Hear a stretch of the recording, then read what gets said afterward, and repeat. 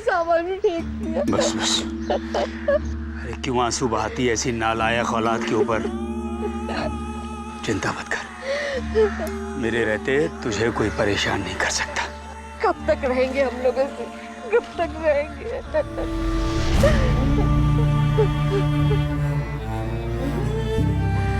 तब तक जब तक हमें न्याय नहीं मिल जाता, तब तक जब तक मैं उनसे उनका सुख चैन नहीं छीन लेता जिन्होंने हमसे हमारी जिंदगी के 10 साल छीने। उम्र कैद भुगत चुके हैं उनकी वजह से हम।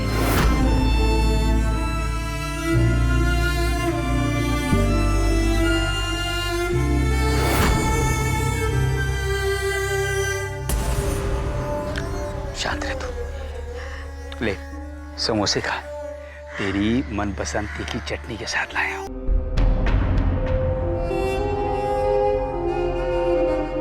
खूनी हत्यारा। भैया चाय देना। ऐसे चाय क्यों दी? पापी आदमी है, खूनी हत्यारा। रुक, चलो भाई। अरे किसकी हत्या करवाने ले जा रहा है ये? पूछ तो लो इससे, हत्यारा है ये। अपने दोस्त तक को नहीं छोड़ा इसने। चलो भाई, कातिल है तू, कातिल। अरे बेटा, ये बच के खूनी कातिल जा रहा है ये जला के मार डालता है। बचो बचो, कातिल है, कातिल। ये मार देगा किसी को भी पकड़ के। जला के मारता ना तू लोगों को। आज तो जिंदा नहीं बचेगा। हत्यारा। रहीमन धागा प्रेम का मत तोड़ो चटकाए, टूटे से फिर ना जुड़े, जुड़े गांठ पड़ जाए। कहावतें, दोहे कई बार जिंदगी के एक ऐसे सच की तरफ इशारा करते हैं जिन्हें अगर समझो तो जिंदगी जीने का नजरिया मिल जाता है। लेकिन कई बार जानते समझते हुए भी हम उनसे मुंह मोड़ लेते हैं, अनसुना अनदेखा कर देते हैं। ये भूल जाते हैं कि किसी भी रिश्ते की बुनियाद भरोसे पर टिकी होती है। मुंह धो ले बेटा, थका होगा। ज्यादा प्यार दिखाने की कोई जरूरत नहीं। रिश्तों की इमारत को मजबूत बनाने के लिए जरूरत होती है भरोसे की। मेरे जीते जी तुम्हें मेरी प्रॉपर्टी का एक छोटा सा टुकड़ा भी नहीं मिलेगा। और जब ये भरोसा टूटता है तो पैदा होती हैं गलतफहमियां। मैंने एक बार भी उनकी आंखों में मेरे लिए प्यार नहीं देखा। और कई बार ये गलतफहमियां अपराध का रूप ले लेती हैं।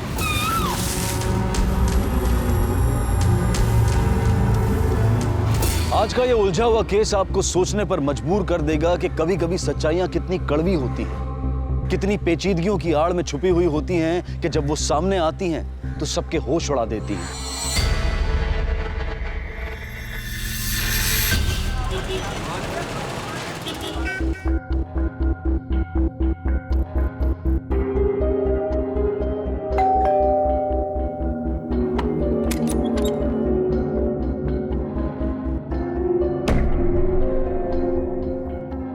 जी नमस्ते। जितेंद्र घर पर है? जी, वो तो ऑफिस निकल गए। कोई बात नहीं, आए तो कहिएगा नंदलाल मिश्रा वापिस आ गए। अब तो मुलाकात होती रहेगी। नमस्ते। हाँ, नाम याद रहेगा ना? नंदलाल मिश्रा। बताना ना भूलिएगा।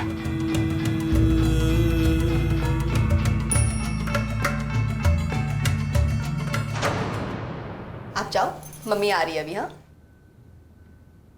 ध्यान कहाँ है आपका? मैं कुछ बात कर रही हूँ। आपको पता है, बुजुर्ग इंसान था लेकिन बहुत ही अजीब था। वो है कौन? क्यों आ रहा है बार बार मिलने?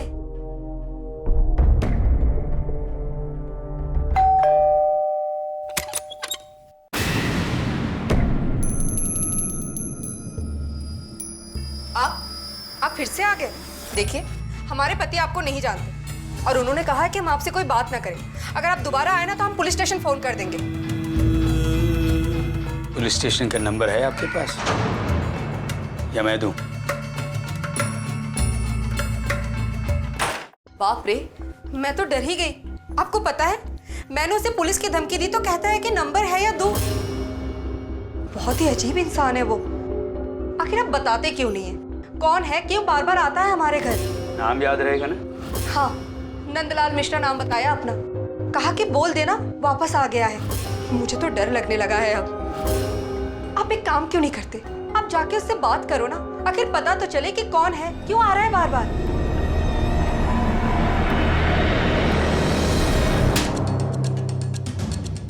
बापू ने कहा है अगर कोई एक गाल पर मारे दूसरा सामने कर दो। साले बुड्ढे, तू चाहता है या? क्या करोगे? जला दोगे? जान से मारोगे? खून कर सकते हो तो 2 थप्पड़ मारने में क्या हर्ज है? ये रहा मेरा गाल, मारो। हाथ क्यों रुक गए? तुझसे बहस नहीं करना चाहता मैं। निकल जा यहाँ से।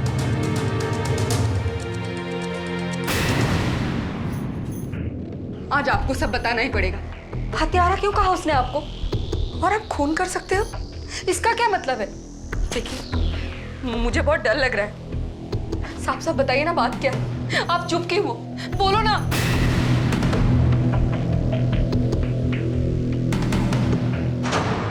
भैया ये 2 समोसे देना है। वो हरी वाली चटनी है, ज्यादा तीखी वाली बांध देना। कुशल्या को हरी चटनी बहुत पसंद है। इतने साल हो गए समोसे खाए हुए, समोसों का स्वाद भूल गई होगी बेचारी।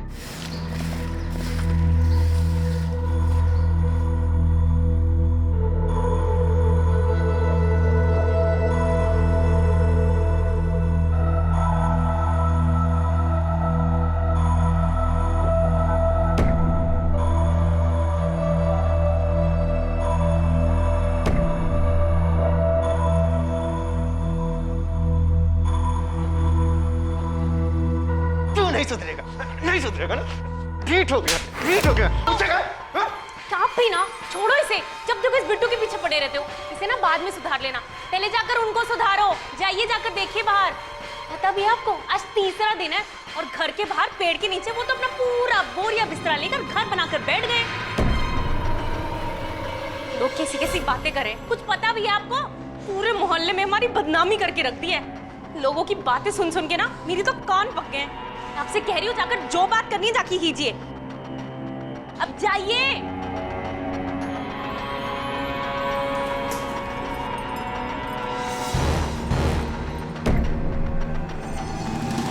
अरे ये क्या कर रहे हो? क्या कर रहे हो? ये चुपचाप तो रह रहे हैं हम लोग। जीना मुश्किल कर दिया है हमारा। तुम्हें रहने के लिए यही जगह मिली है। चल बुढ़िया, निकल निकल। अपने पति को समझा ले, ज्यादा नाटक ना करे वरना। हमें जो समझाना था वो हमने समझा दिया, बाकी बुढ़े को तुम समझाना। हमारे मोहल्ले में खूनियों के लिए कोई जगह नहीं है, समझ गए?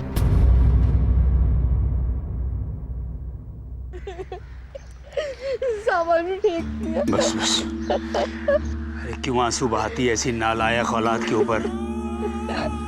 चिंता मत कर, मेरे रहते तुझे कोई परेशान नहीं कर सकता।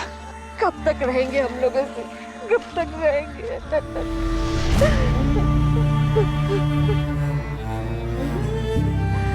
तब तक जब तक हमें न्याय नहीं मिल जाता, तब तक जब तक मैं उनसे उनका सुख चैन नहीं छीन लेता जिन्होंने हमसे हमारी जिंदगी के 10 साल छीने। उम्र कैद भुगत चुके हैं उनकी वजह से हम।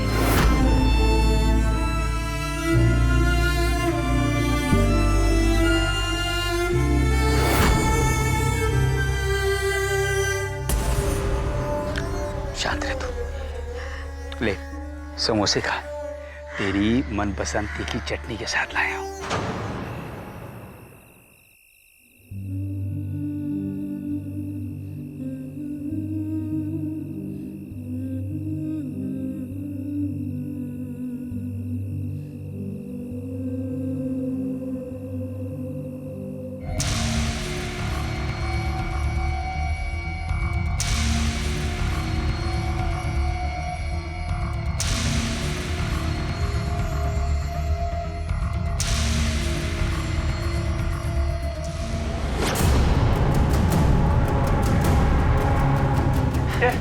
आज से तेरी हड्डी पसली एक कर दूंगा मैं। क्यों पीछे पड़ा? मारना मार, फिर भी साबित करके रहूंगा कि असली हत्यारा तू है। तूने खून किया और सजा मिली मेरी बीवी और मुझे। मेरी जिंदगी के 10 साल। नंदलाल के साथ अतीत में घटी घटनाएं क्यों उसके आज पर हावी हो रही थी? क्यों एक बूढ़ा व्यक्ति नंदलाल मिश्रा जितेंद्र को परेशान कर रहा था, उसे हत्यारा कहकर उसके पीछे पड़ा था?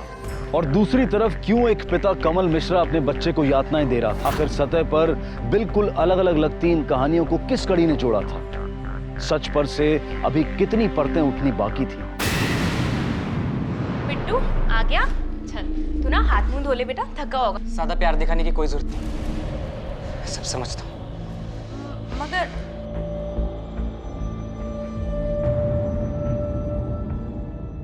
रुक,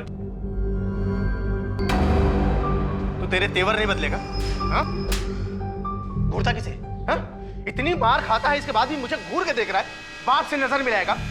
आंख नीचे कर, आंख नीचे।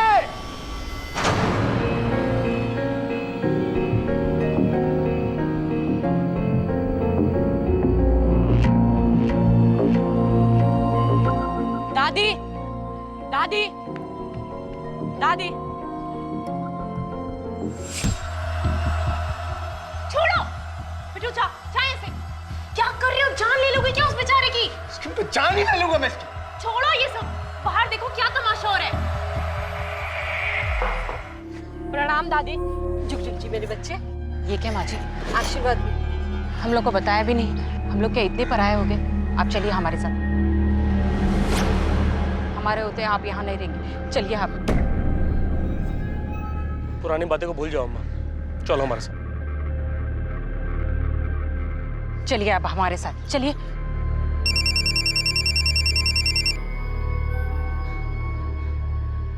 हेलो, क्या? हे राम। माँ जी, ये क्या लगते हैं आपके? जी मैं इनका बड़ा बेटा नीलेश हूँ। अरे तो जरा समझाइए इनको, वो जितेंद्र गुप्ता से क्यों झगड़ा मोल रहे हैं? क्यों फालतू में परेशान कर रहे हैं उनको? समझाइए।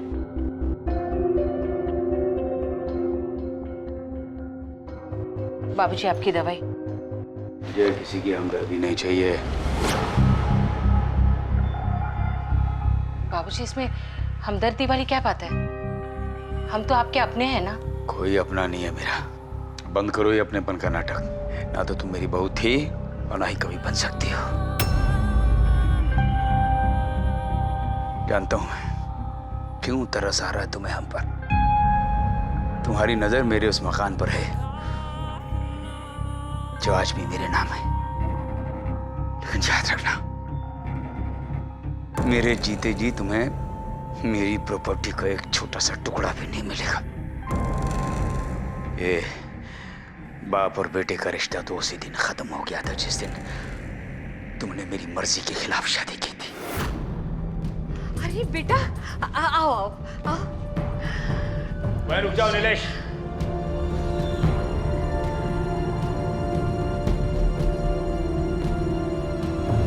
उस घर के दरवाजे तुम्हारे लिए आज से बंद। पर बाबूजी, सफाई देने की कोई जरूरत नहीं है। मना किया था ना मैंने, नहीं माने ना तुमने मेरी बात। अरे यही लड़की मिली थी शादी करने के लिए। अपनी जात में लड़कियों की कमी पड़ गई थी क्या? सुनिए, आशीर्वाद तो देने दो बच्चे को। कौशल्या, अगर तुमने इसके सर पर हाथ रखा तो मेरा मरा मुंह देखोगी। निकलो तुम लोग यहाँ से। अब हमारी चिता को आग लगाने में मत आना, समझे? तो खड़े देख क्या रहे हो? जाओ यहाँ से, जाओ, निकलो, जाओ। चलो कविता।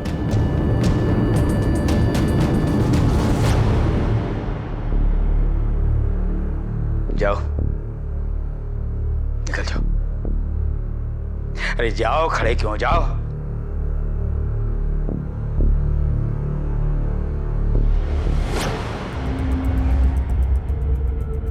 वकील साहब, और कितना समय लगेगा? अरे नीलेश जी, परेशान मत होइए, ये प्रोसेस बड़ा कॉम्प्लिकेटेड होता है। वकील साहब, समय हाथ से निकलता जा रहा है, अगर जल्दी कुछ किया नहीं तो। अरे नीलेश जी, चिंता मत कीजिए, ये जमीन जायदाद प्रॉपर्टी कहीं भागा थोड़ी जा रहा है, ये सब आपका ही हो। नंदलाल मिश्रा और उनकी पत्नी कौशल्या न जाने कितने तूफानों से गुजर रहे थे। अपने अंदर न जाने कितनी आग समेटे हुए थे। उन पर न जाने कितने गंभीर आरोप लगे थे। क्या नंदलाल और कौशल्या को इस आरोप में फंसाया गया था? क्या जेल से बाहर आने के बाद जितेंद्र का पीछा कर नंदलाल कुछ हासिल करना चाहता था?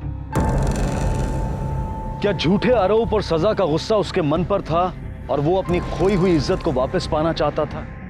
आखिर क्या है इस कहानी का सच? बैठ बैठ। ये क्या हालत हो गई तुम्हारी? क्या बताओ?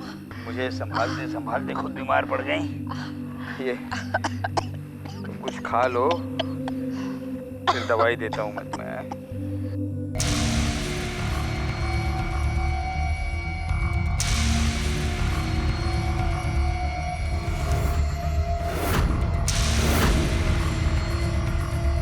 बिट्टू बेटा, आजा आजा आजा बेटा।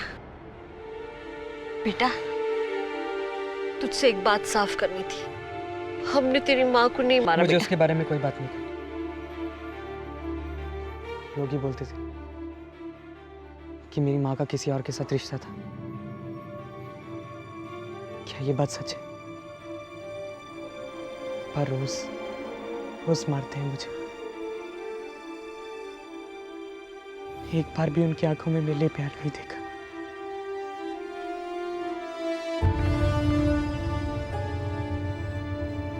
क्योंकि मैं उनका बेटा नहीं हूं ना। और वो तो संतेली माँ भी ले। एक चम्मच बस बेटा, बस एक चम्मच। हाँ मैं नहीं खाऊंगा। क्या हो रहा है? देखिए ना, ये कुछ भी नहीं खाता। क्यों रे? अपनी माँ को तंग करने में बड़ा मजा आता है। ये मेरी माँ नहीं है। तुम्हें कौन को नीचे दिया है? कितना बदतमीज हो गया ये मेरी औलाद तो हो ही नहीं सकता। मुझसे एक बार भी नहीं पूछा कि बेटा तेरा स्कूल कैसा चल रहा है, मार्क्स कैसे आ रहे हैं तेरे। मतलब तो यही है ना कि मैं उनका खून नहीं। प्लीज प्लीज दादा दादी, प्लीज मुझे बता दो मैं किसके औलाद हूँ। दादी दादा प्लीज मुझे बता दो। दादी कुछ तो बता। कैसी बातें कर रहा है ये? देखो, पता है मेरे दोस्त मोहल्ले वाले सब चिढ़ाते हैं मुझे। बोलते हैं तेरा बाप कौन है? क्या जवाब दूं मैं? अगर वो मेरा बाप नहीं है तो उसने मुझे घर पे क्यों रखा?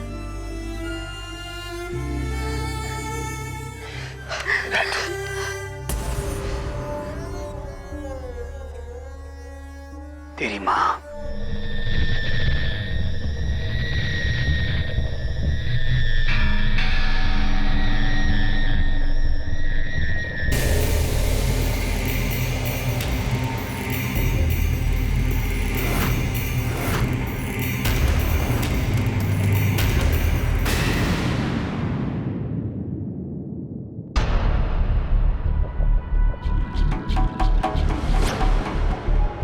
कहाँ है बॉडी?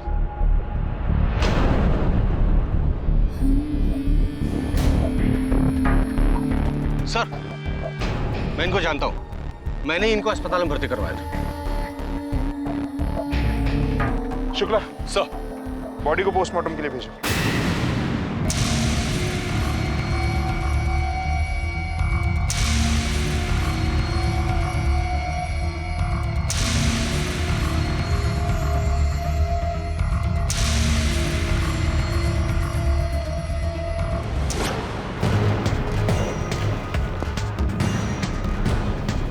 लो।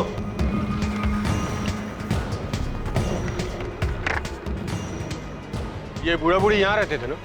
कहाँ गए?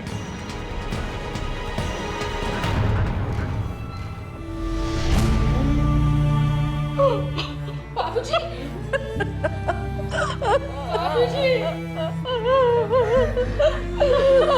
हमारी अपने आप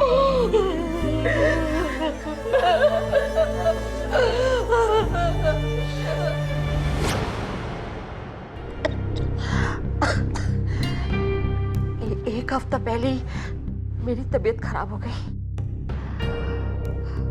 मुझे दमे की बीमारी है। मेरी हालत उनसे देखी नहीं गई और वो अपना अहंकार छोड़कर मुझे लेकर नीलेश के घर रहने आ गए। लेकिन दिल से उन्होंने कभी भी दोनों को अपनाया नहीं। कौन मार सकता है आपके पति को? आपको शक है किसी पे? बदला लेना था अपने बाप से। बदला?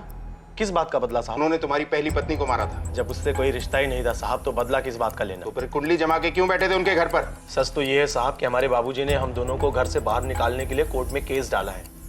इसी बात का झगड़ा है हम दोनों के बीच में। और कुछ भी नहीं साहब, बस इतना ही। घर हासिल करने के लिए तुम दोनों ने जान ले ली। नहीं सर, मैं मानती हूँ कि हमने उन्हें घर के अंदर नहीं आने दिया, लेकिन ये सब हमने नहीं किया। सर, हम इतने भी बुरे नहीं हैं, बल्कि जीना हमारा मुश्किल हो गया था उनकी वजह से। हमने किसी की जान नहीं ली है। क्या सच है क्या झूठ, ये हम तुम्हारे हलक से निकलवा लेंगे। सच को कब तक छुपाओगे तुम? सच यही है सर, हमने उन्हें नहीं मारा, हम लोग खूनी नहीं हैं। नफरत थी अपने बाप से, लेकिन इतनी भी नहीं कि मैं उसकी जान ले लूं। मरते मरते भी हमें फंसाकर चले गए। पता नहीं किस जन्म का बदला ले रहे थे। सर, नंदलाल के पोस्टमार्टम रिपोर्ट के मुताबिक उनका मर्डर 3 दिन पहले रात को, लेकिन उस समय कमल और कुसुम के मोबाइल के लोकेशन उनके घर की है। कहीं इन दोनों ने किसी और को सुपारी तो नहीं दी? हो तो ये भी सकता है कि दोनों ने जानबूझ के अपने मोबाइल घर पे छोड़े हो। कमल और कुसुम दोनों के बैंक डिटेल निकलवाओ। शुक्ला, उस वक्त ये जितेंद्र कहाँ था? इस जितेंद्र से भी मिलना होगा। सर, नंदलाल ने जितेंद्र पे अपनी बहू के मर्डर का आरोप लगाया था। उसका कहना था कि जितेंद्र का उसकी पहली बहू के साथ चक्कर था। और जेल से आने के बाद नंदलाल ने जितेंद्र को तंग करना शुरू कर दिया था, जीना हराम कर रखा था उसका। जितेंद्र ने FIR की थी कि नंदलाल उसे हैरेस करता है।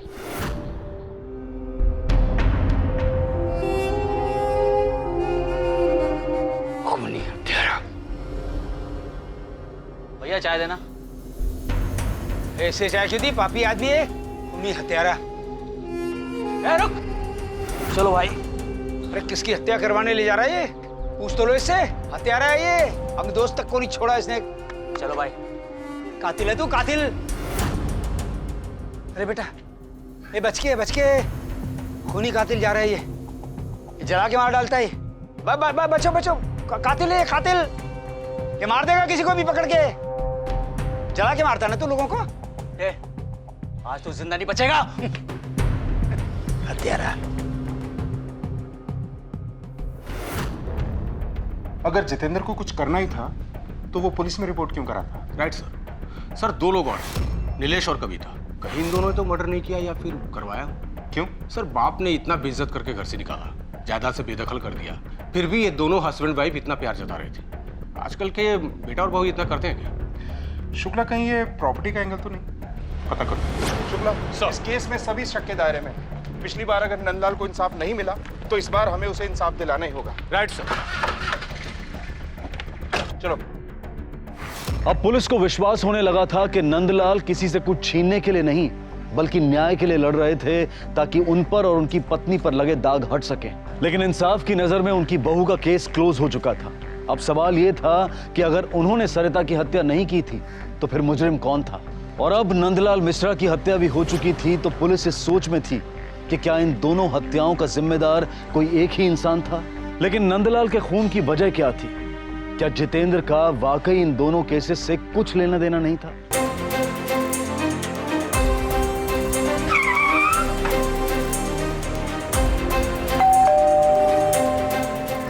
सर, आप लोग? जितेंद्र कहाँ है? सर, हम भी कल से बहुत परेशान हैं। उनका कोई अता पता नहीं है, और तो और उनका फोन भी बंद आ रहा है। हमें तो लग रहा है कहीं उस बुड्ढे ने तो कुछ। आपको उन बुजुर्ग की चिंता करने की जरूरत नहीं, उनकी हत्या हो चुकी है। चिंता करनी है तो अपने पति की कीजिए जो गायब हैं। वैसे जितेंद्र के बारे में कुछ भी पता चले तो हमें इन्फॉर्म कीजिएगा। जी। शुक्ला सर, इनके घर पे खबरी लगवा। राइट। कहीं जितेंद्र ने ही तो नंदलाल को नहीं मारा। नंदलाल को जितेंद्र के बारे में सब कुछ पता चल गया था और जितेंद्र को अपना फंसना तय लग रहा। एक काम करो, सभी पुलिस चौकियों को अलर्ट करो और जितेंद्र की फोटो भिजवाओ। नीलेश की डिटेल्स भी। जी सर, वो अपने लॉयर से मिल रहा है। पता चला है कि वो प्रॉपर्टी अपने बाप के नाम पर करने की कोशिश कर रहा है। सर, हो सकता है ये कोई साजिश हो। मैंने यादव को बोल दिया नजर रखने। गुड।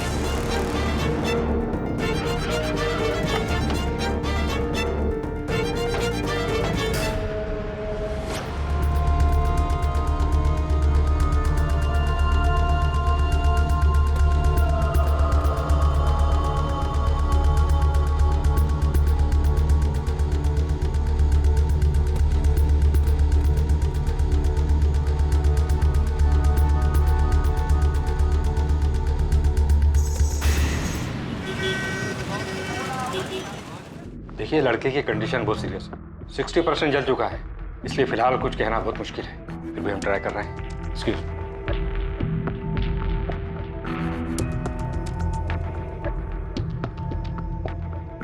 लगता है जलने जलाने का बहुत एक्सपीरियंस है आप लोगों को।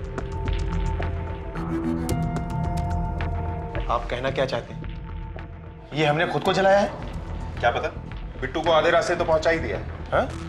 60% जल चुका है वो। लेकिन हमने उसके साथ कुछ भी नहीं किया, उल्टा बिट्टू ने हमें मारना चाहा। बिट्टू ने? क्यों?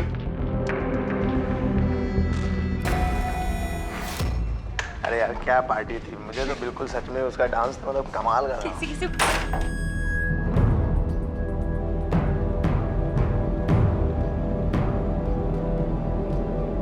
बिट्टू क्या ये, तू गीला क्यों है? और ये केरोसिन की महक? तुम दोनों मरोगे मेरे साथ यहाँ पर। बिट्टू बेटा किससे बातें कर रहे हो? और ना ही इस आदमी का। तुम दोनों को पता चलेगा कि रोज रोज जलना कैसा। ये क्या कर रहा है? छोड़ से, रुक जा। बिट्टू नहीं। बिट्टू ने ये सब हमें सजा देने के लिए किया। वो अपने पिता से नफरत करता है और हमेशा से इनसे गुस्से में ही बात करता है। उसे ऐसा लगता है कि ये उसके असली पिता है ही नहीं और उससे जरा सा भी प्यार नहीं करते। ऐसी कहानियां बहुत सुनी है हम लोगों ने। किस पर भरोसा करें? कौन सच्चा है? सर हो सकता है बिट्टू ने ही अपने दादाजी को मारा हो और फिर गिल्टी फील करके खुद को मारने की कोशिश की। लेकिन फिर वो कमल और कुसुम को क्यों जलाए?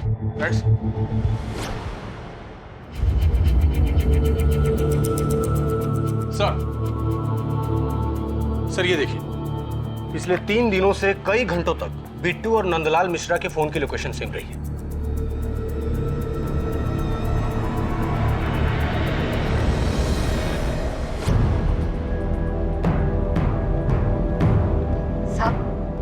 बिट्टू के इस हालत का जिम्मेदार मैं और मेरे पति थे।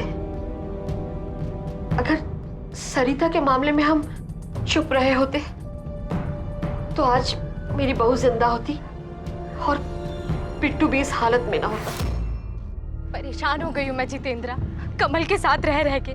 6 साल हो गए हैं शादी को, लेकिन उसने कभी भी मुझे अपना नहीं समझा। तुम तो मेरे दोस्त हो ना, बताओ ना मैं क्या करूँ। तुम टेंशन मत लो, सब ठीक हो जाएगा।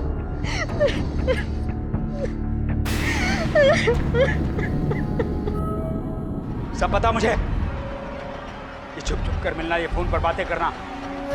अरे हमें तो लगा था अच्छे घर की लड़की हो, ऐसी घटिया हरकतें करने वाली चालू लड़की नहीं हो। पता नहीं किस मनोज घड़ी में ये रिश्ता पक्का किया था हमने। बंद करो ये सब, वरना इसका अंजाम अच्छा नहीं होगा। बाबूजी आप गलत समझ रहे हैं। चुप। बाबूजी ऐसा कुछ भी नहीं है, मेरा यकीन कीजिए। ऐसा भी तो हो सकता है कि बिट्टू ने अपने दादा की हत्या की हो और उसके बाद खुद को मारने की कोशिश की हो। नहीं, ऐसा नहीं हो सकता। अभी कुछ दिन पहले की ही तो बात है। साले क्या बोला मेरी माँ के बारे में तूने? क्या बोला? बिट्टू बेटा हट, क्या कर रहे हो? हटिए पीछे। मैं छोड़ूंगा नहीं, मेरी बात सुन। बेटा तू रुक, अपना कोई नहीं है। जा बेटा, छोड़ो मुझे। जा किसी का रुकना बेटा, रुक। मारना है ना मुझे, मुझे मार। गालियां देना चाहता, मुझे गालियां दे। मैं तेरा गुनाहगार हूँ बेटा। उसने क्या किया? मैंने किया। मैंने सच को नहीं छुपाया ना, तो मेरे सच बोलने की वजह से तुझे सजा मिली है। गलती मेरी है, मैंने तेरे बारे में नहीं सोचा था। मैं इस गलती की सजा दे मुझे। मार बेटा, मुझे मार मुझे। क्या कर रहे हो दादाजी? मार मुझे, मार बेटा। मुझे माफ कर दो दादा, मैं आगे से ऐसा कुछ नहीं करूँगा। बहुत अच्छे हो।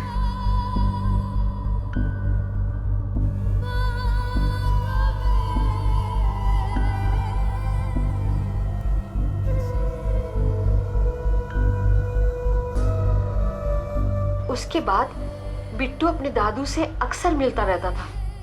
दोनों एक दूसरे से बातें करते रहते थे। बहुत करीब आ गए थे दोनों। बहुत खुश थे वो लोग।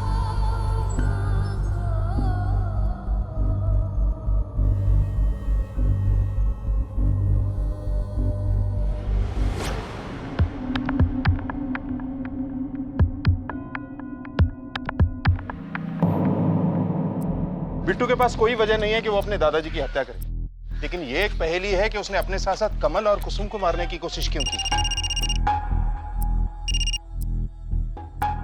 हाँ बोलो। ठीक है सर, जितेंद्र एक होटल में छुपा हुआ है। चलो।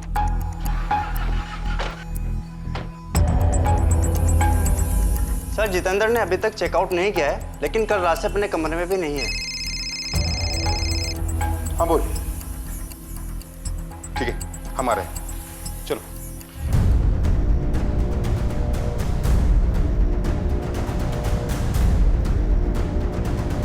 सर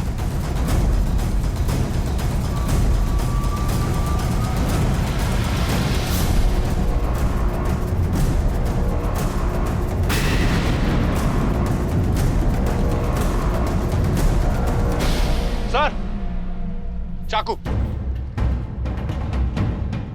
ये देखिए। शुक्र। सर, बॉडी को ऑटोप्सी के लिए भेज दो। मर्डर चाकू से हुआ है। सोचने वाली बात यह है कि नंदलाल का मर्डर भी चाकू के वार से ही हुआ था। खैर, इस चाकू के फिंगरप्रिंट्स मंगवाओ। सर।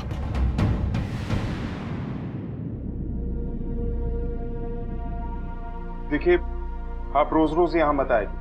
हमें जैसे ही कुछ पता चलेगा हम आपको इन्फॉर्म करेंगे। साहब दूध की जली, मेरी चिंता मत कीजिए। मैं यहाँ किसी को तंग नहीं करूंगी, लेकिन जब तक मेरे पति को इंसाफ नहीं मिल जाता मैं यहाँ से नहीं हिलूंगी।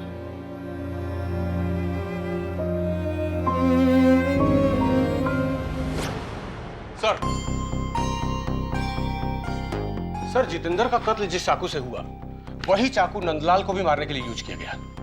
ये देखिए, और उस चाकू पर जितेंद्र के उंगलियों के निशान भी मिले। और सर खबरी ने यह खबर दी कि कुछ दिन पहले जितेंद्र ने चाकू खरीदा। जाहिर है जितेंद्र ने आत्महत्या तो नहीं की होगी, तो किसी और के उंगलियों के निशान मिले? नहीं सर, लगता है सर मुजरिम बहुत शातिर है। या तो उसने ग्लव्स पहने होंगे या फिर निशान मिटा दिए। इसका मतलब यह है कि जितेंद्र ने नंदलाल को मारा है। तो फिर जितेंद्र को किसने मारा? शुक्ला सर, इस जितेंद्र की पूरी कुंडली निकालो। क्या करता था, कहाँ उठता बैठता था, कोई क्रिमिनल हिस्ट्री तो नहीं? सब कुछ। सर।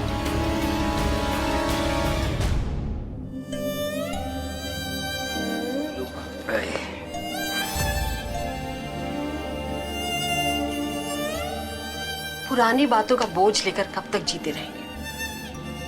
नई शुरुआत क्यों नहीं करते? वो बात पुरानी कहाँ हुई कौशल्या?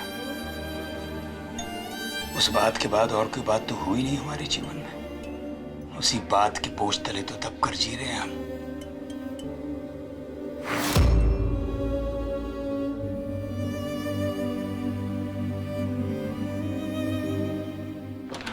सर, जितेंद्र के बारे में सारी इंफॉर्मेशन मिल गई है।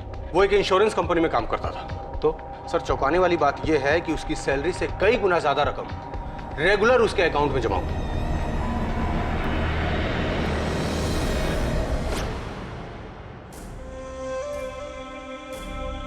सर, हमें कुछ भी नहीं पता। हम आपको कुछ भी नहीं बता सकते। अब तो हमें ऐसा लगता है कि हम उन्हें बिल्कुल भी नहीं जानते थे। सर, 10,000 की सैलरी में इतना कुछ तो नहीं हो सकता। कहां से है ये सब कुछ? वो सर, हमारे हस्बैंड हर महीने घर के खर्चे के लिए ऊपर से 5-6 हज़ार देते थे, लेकिन हमें नहीं पता कि ये पैसा वो कहाँ से लाते थे। हाँ, लेकिन मैं हर खर्चे का हिसाब रखी हूँ अपने कॉपी में तारीख के साथ। ठीक है जी।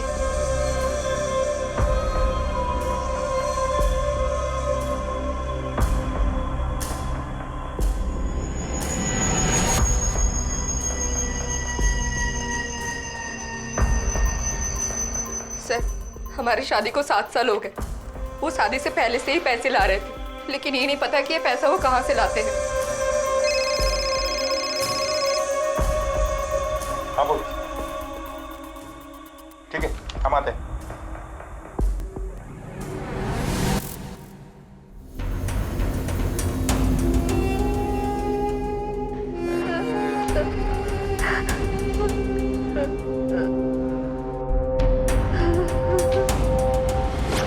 सर,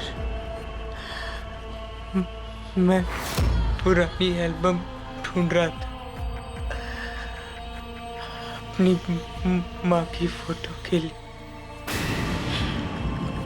तो तभी मुझे पापा और सौतेली माँ की कुछ फोटो मिली कॉलेज की।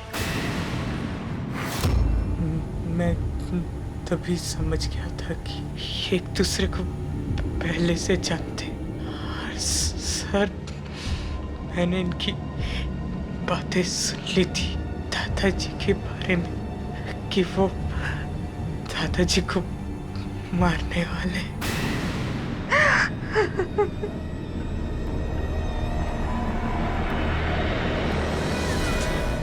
बहुत अफसोस के साथ कहना पड़ रहा है कि हम ये केस सुलझा नहीं पाए, क्योंकि कुसुम जी 10 साल पहले जब ये कहानी शुरू हुई थी तब तो आप पिक्चर में ही नहीं थे, कोई नहीं जानता था आपके बारे में। खैर, आप दोनों को एक खुशी की खबर देता हूं। बिट्टू को होश आ गया है और उसने हमसे खुलकर बातें की हैं। उसने हमें बताया कि उसने खुद को मारने की कोशिश क्यों की, या फिर मैं यूं कहूं कि आप दोनों को मारकर खुद को सजा देने की कोशिश क्यों की, क्यों किया ये सब।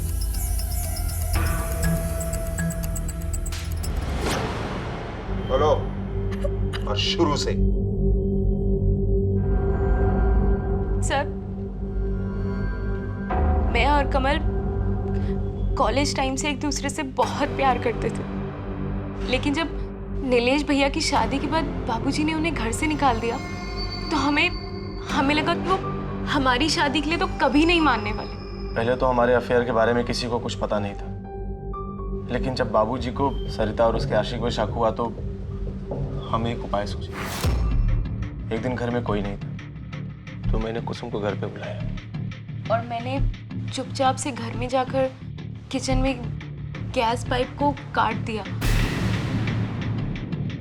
मैं घर से बाहर ही निकल रही थी कि जितेंद्र ने मुझे देख लिया।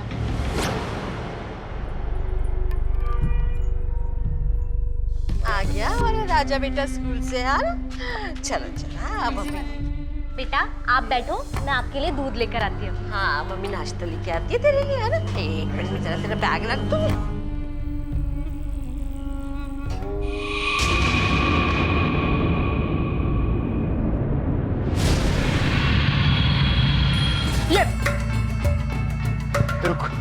रुक तो, रुक।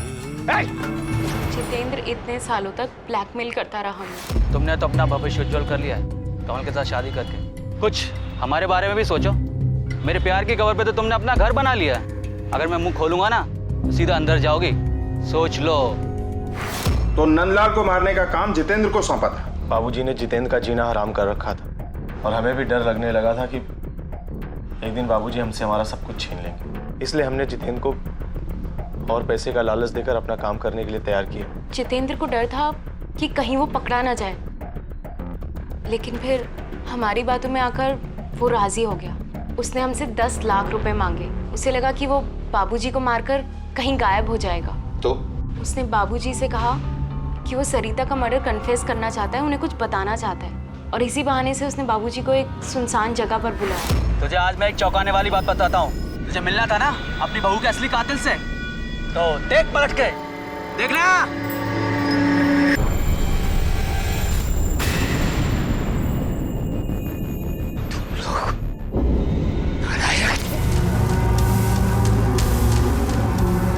तुम्हारा काम हो गया, लाओ मेरे 10 लाख रुपए। देते हैं? इतनी जल्दी क्या है 10 लाख की? 10 लाख में लाश को ठिकाने लगाना भी शामिल है। पहले लाश को ठिकाने लगाओ, फिर देते हैं ना 10 लाख। चलो उठाओ।